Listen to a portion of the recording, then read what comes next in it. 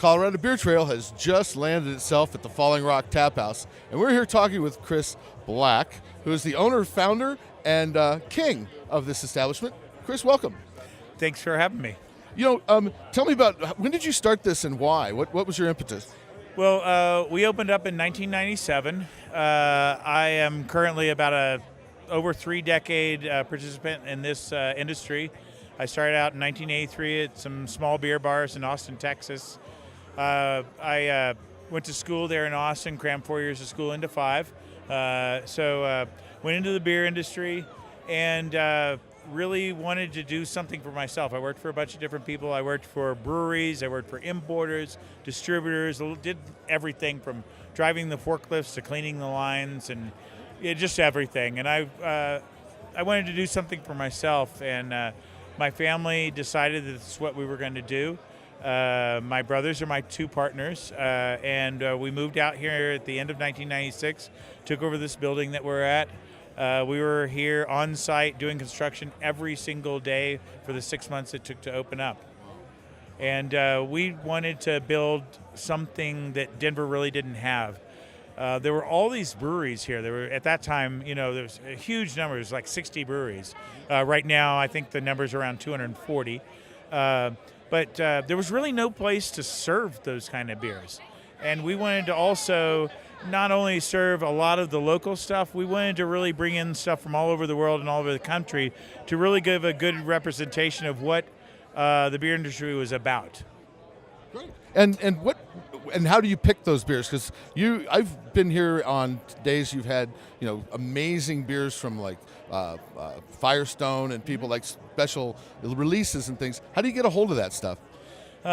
It's really all about who you know. It's all about relationships. Like I said, I've been doing this for over 3 decades, and some of those people I've actually known for close to 3 decades.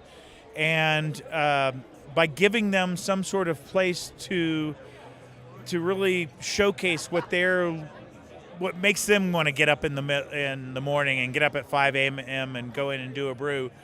I think that's really been the key. Just kind of focusing on the brewers and the beer, and giving them a place to showcase what they're passionate about. And in looking at that, what do you see as one of your better beers? I mean, what obviously is a really popular beer that you bring on tap? Well, I mean, the obvious is Russian River's Pliny the Elder. We get a pretty reasonable supply. It's still not enough. I mean, we do run out. But that's because of a relationship that started, 15 years ago between my wife and myself and Vinny and Natalie Chilurzo. And they're some of our absolute, most dear friends. And if you look at where they're available in the United States, it all has to do with certain bars, iconic bars that they wanted to be on tap at, and really kind of, they kind of wanted to support what these other places were doing. So, you find it in Philly, and it's there because of Monk's Cafe, and it went to Portland, Oregon because of the Horse Brass Pub in Portland. And it came to Denver because they wanted to be on tap here during the Great American Beer Festival at Falling Rock Tap House. Beautiful. There are a lot of trends kind of going through the beer industry. What do you see as the current kind of hot type of or style of beer? I mean, there used to be, the imperial. Everything was imperial brown ales and stuff. Yeah. Then the sour beers are kind of here, and those are. What do you see as big? Sours are huge. Another thing is the session beer, and it's really interesting if you see where that's kind of coming from. It's really coming from the brewers. It's the beers that they wanted to drink when they finished working. I mean, yeah, they were the ones making those IPAs and then Imperial IPAs and all these other styles, and they really got into it. But when you're doing this, 5 and 7 days a week, and you're pretty much drinking every day, and it's part of your job, sometimes you want something a little bit lighter than that, and maybe you want to have more than one beer. So, but at the same time, you don't want to compromise on the flavor. You still want that full flavor, but at maybe a little bit less alcohol content.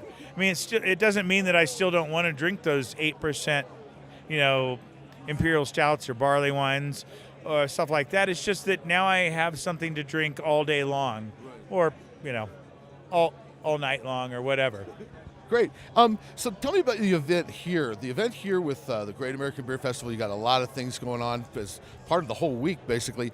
Tell me about putting this together. Well, we plan pretty much year-round. I already talked with a brewery last night about some stuff that he wants to do in 2016, 2 years out. And a lot of those things are planned that way. Cigar City, I talked to them for 3 years before we kind of gelled on what we wanted to do. Same thing with Sun King. Same thing with quite a few breweries around. We'll discuss things for a while before we actually pull the trigger, because they have to find a distributor, a local distributor that they can work with, and who will deal with the fact that they really only want to send beer out maybe once or twice a year. Right. And so, I mean, we do a lot of events here. When we got started, most bars in this area, their idea of what to do during Great American Beer Festival week was to put a banner out saying, buckets of, insert name of beer here for $10 or something like that. It was just, and that's their idea of what they should have been doing for Beer Festival. And I kind of came on the scene and said, I'm just going to put really awesome beers on tap, and people are going to show up for that. And it's kind of proven correct. And for years we were the only game in town doing this, and about 4 or 5 years ago some other people started doing some things, and there's some other really great bars in the area.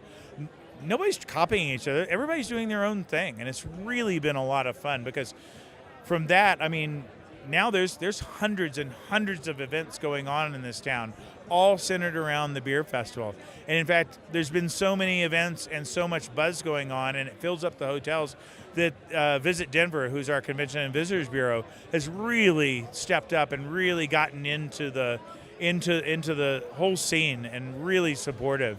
They've been dynamite the last few years. Great. Well, hey, thanks a lot for talking with us, and for you folks out there on the Colorado Beer Trail, definitely make your path come by the Falling Rock Tap House. They have their own Great American Beer Festival going on inside here, and it won't cost you much more than the cost of a beer. But thanks again, and we'll see you out on the trail.